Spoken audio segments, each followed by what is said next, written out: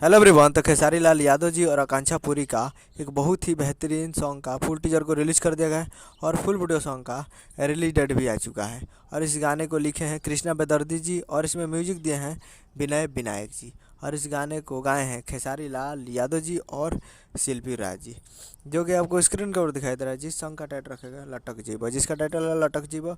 और वीडियो में है खेसारी लाल यादव जी और आकांक्षा पुरी जी, फिट में आकांक्षा पुरी जी। और ये बहुत ही बेहतरीन टीजर है और फुल टीजर आ चुका है और ज़बरदस्त टीजर है। और फुल टीजर आप जाकर देख सकते हैं। और फुल वीडियो सॉन्ग को कल सुबह रिलीज किया। फुल वीडियो सॉन्ग रिलीज है 9 नवंबर 2024 को सुबह 6:30 AM पे फुल वीडियो सॉन्ग को रिलीज़ किया गया, यानी कल 9 तारीख को सुबह 6:30 पे फुल वीडियो सॉन्ग को रिलीज़ किया गया। आप लोग तैयार रहिएगा।